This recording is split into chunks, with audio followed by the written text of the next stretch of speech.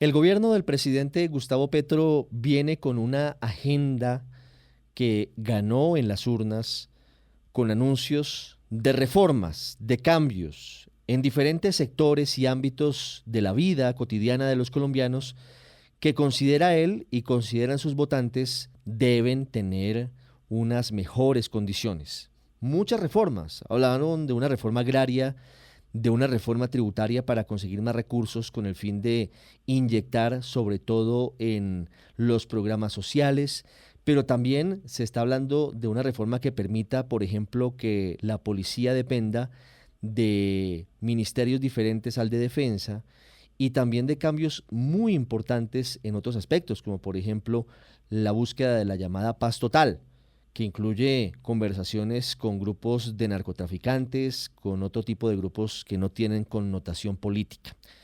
Pero sin contar además la reforma pensional que ya se anuncia y que no ha estado exenta de controversia y de la que hoy vamos a hablar, que es de la reforma a la salud.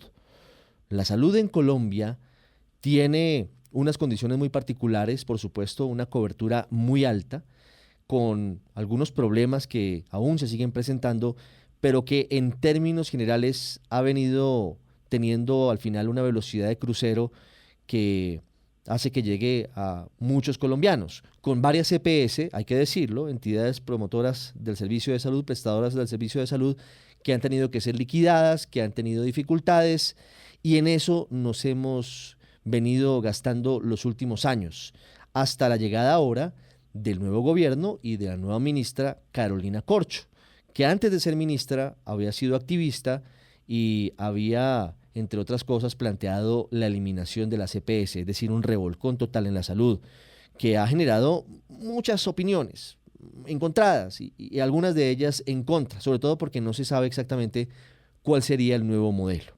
Y hablando de todo eso, también se ha hablado de cómo se ha modificado un término técnico, pero que es crucial, que es la unidad de pago por capitación, que es fundamental porque es básicamente la moneda de cambio, si me permiten la comparación, dentro del sistema de salud, dentro de la prestación de los servicios, y sin saber cómo va a ser el futuro, cuál va a ser la financiación para la CPS, qué va a pasar con la atención en el régimen subsidiado. Y por eso hoy aquí en Blue Radio, a ustedes que nos siguen en nuestras redes sociales y a quienes están en antena, queremos proponerles una charla con dos de las representantes más importantes de los gremios que tienen que ver con la salud.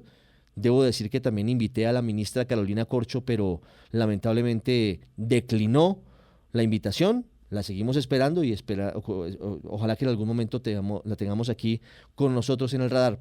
Entre tanto, pues hay que abrir la discusión y hablar de este tema que es fundamental para todos. Y por ello, quiero saludar a nuestras invitadas de hoy. Saludo inicialmente a la doctora Paula Acosta, que es la presidenta de ASEMI, que es la asociación que agrupa a la CPS. Doctora Acosta, bienvenida. Gracias por estar con nosotros. Hola Ricardo, un saludo muy especial para toda la audiencia y encantada de estar acá para, como usted dice, empezar este debate que tiene que ser amplio y que tiene que analizar diferentes implicaciones de lo que está proponiendo el gobierno. También nos acompaña Elisa Torrenegra, que es la directora de Gestar Salud, una de las operadoras más importantes de todo el sistema de salud en Colombia. Doctora Torrenegra, gracias como siempre, un gusto tenerla en Blue Radio. Un gusto para mí, Ricardo. Este es un tema muy relevante, es el servicio de salud fundamentado en la vida. Entonces, realmente es un debate que hay que dar con decencia, con elegancia, con información y con decisiones que vayan en dirección de la mejora de la calidad de vida de los colombianos.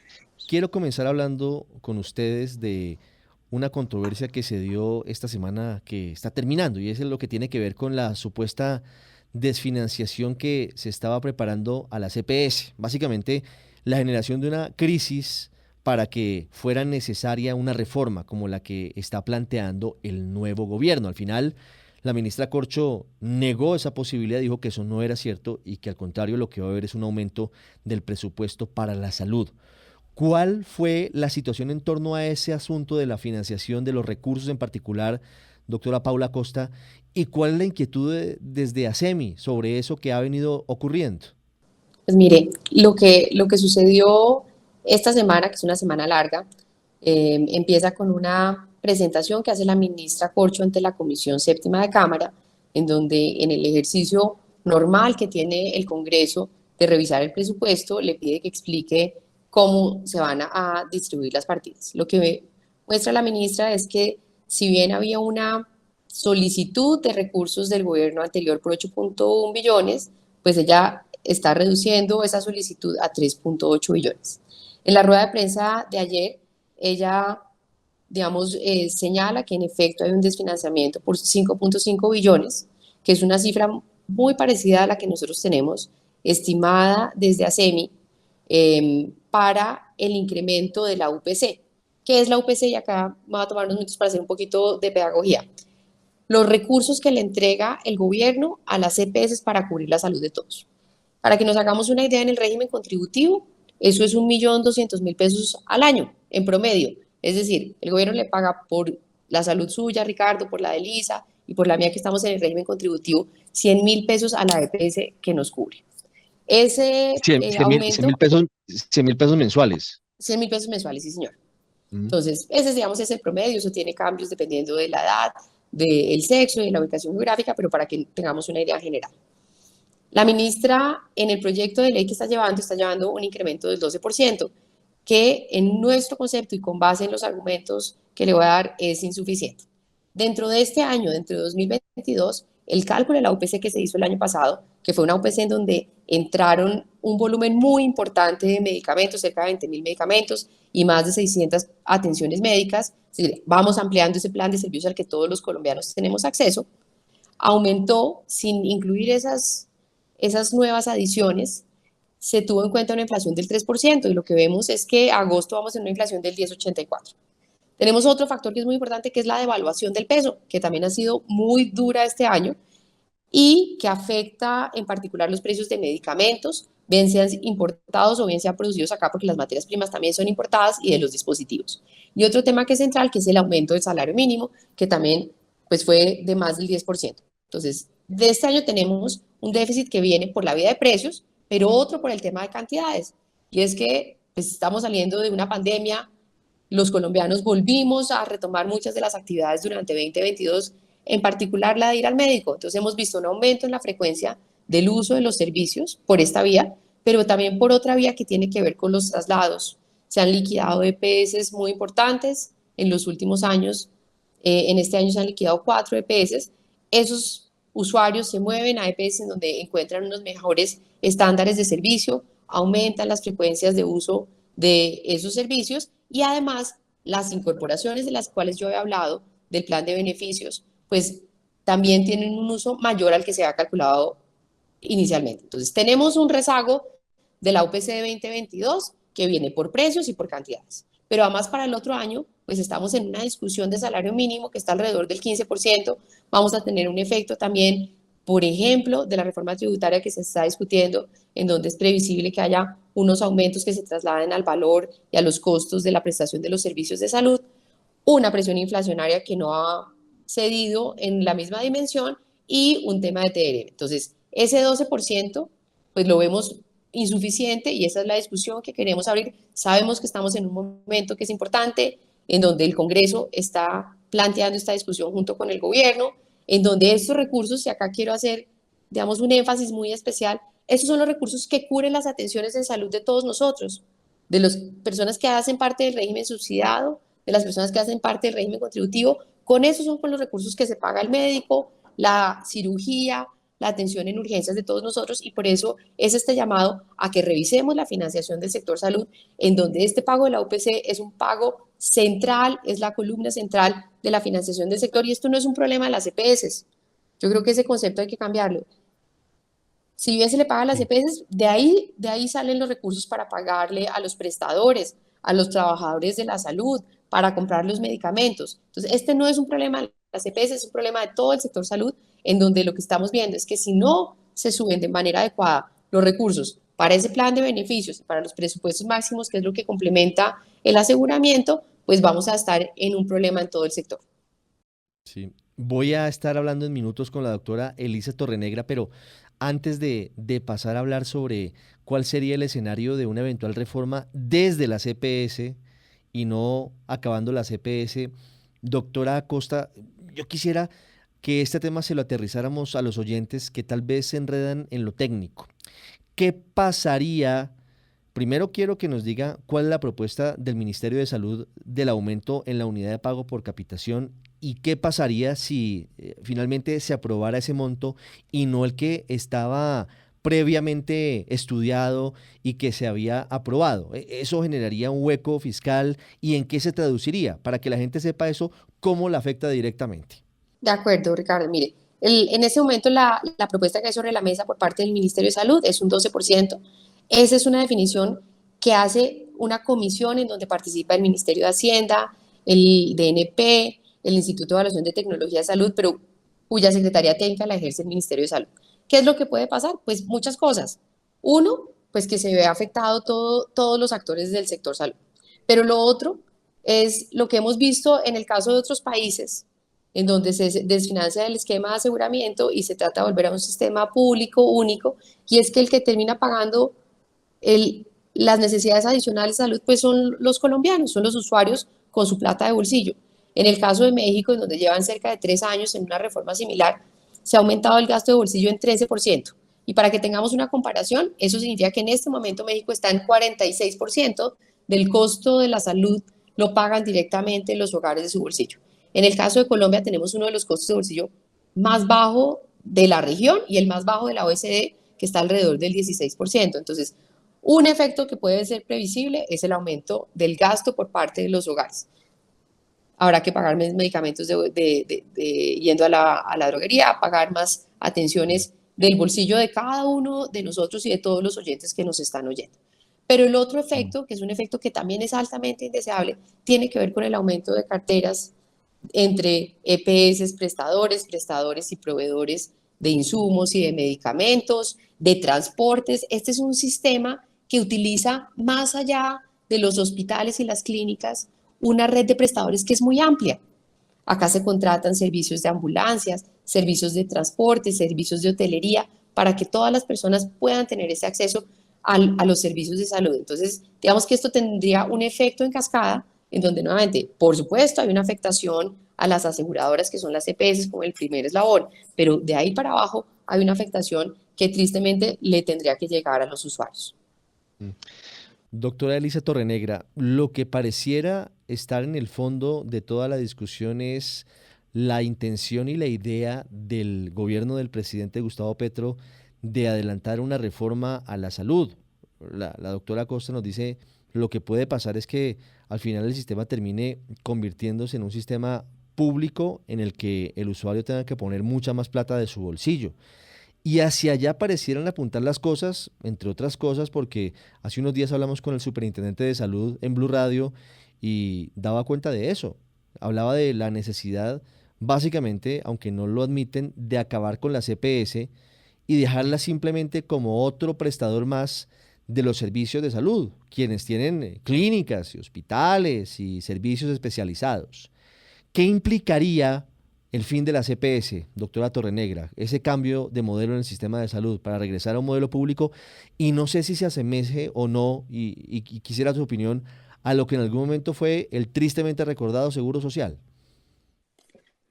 A ver, Ricardo, el tema que estás tratando es absolutamente importante. Yo creo que el gobierno actual ha planteado unos objetivos muy válidos, ¿verdad? Pero yo quiero hacer énfasis en algo. Todos los objetivos que se ha planteado el gobierno nacional son más fáciles y rápidos de lograr con el actor de EPS. ¿Por qué? Porque se tiene hoy una trayectoria con experiencia, con capacidades adquiridas, con tecnología para poder coordinar redes, para poder verificar prestaciones. Todo va a ser más fácil si en la reforma contemplan la figura de la EPS. Eso es muy importante.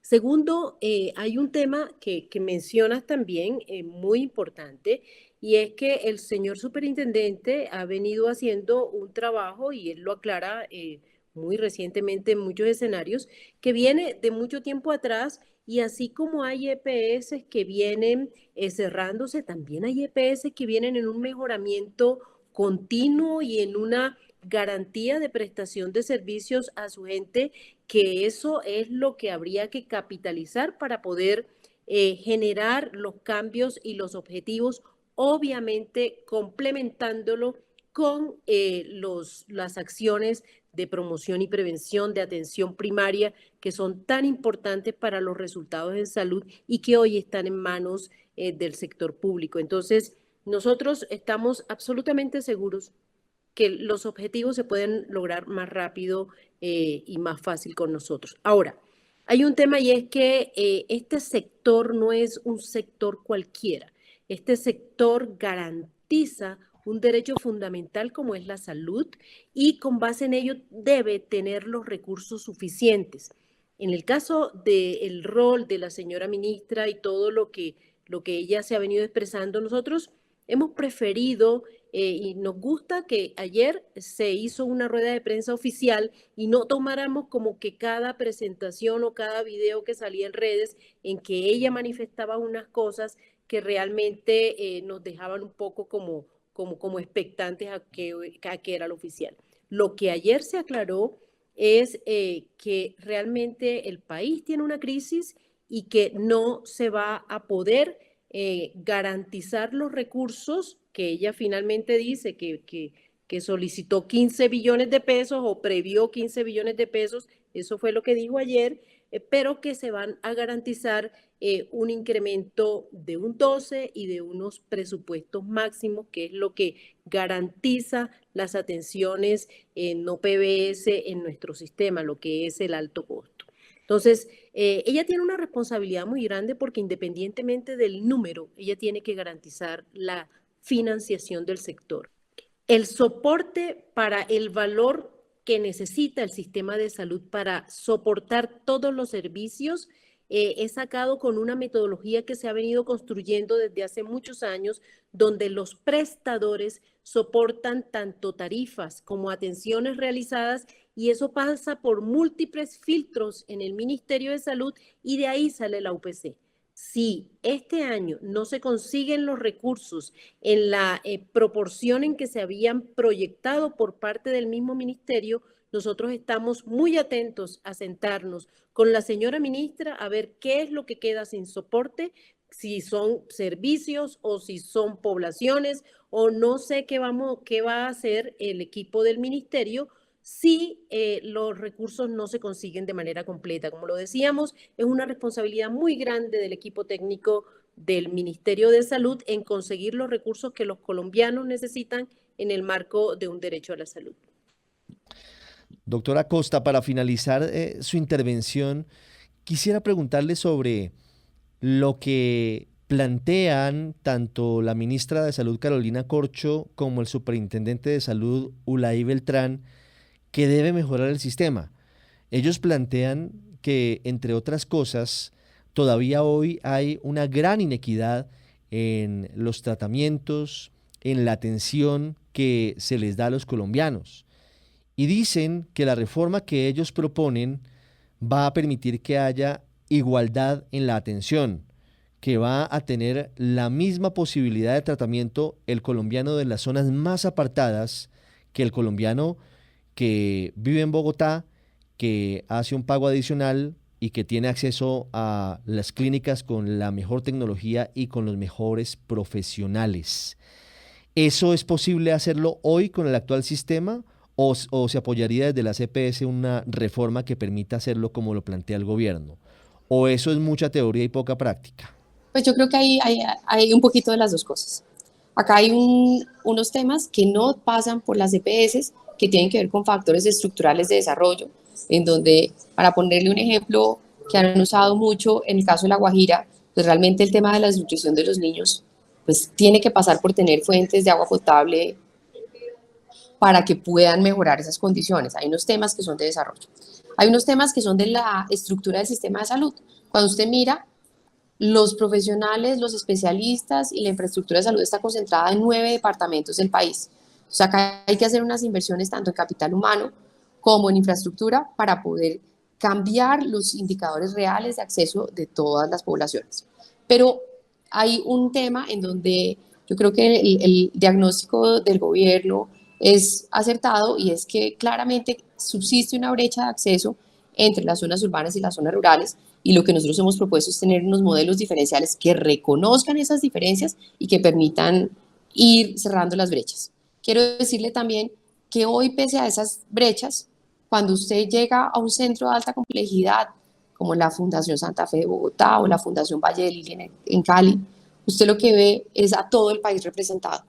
Hay personas de todas las regiones, hay personas de todos los estratos sociales sentados en la misma sala de espera, porque una cosa que ha logrado este sector y este sistema de salud es permitir un acceso a esos tratamientos tan complejos que se conocen acá como de cuarto nivel para toda la población. Y eso es un avance social que no podemos retroceder.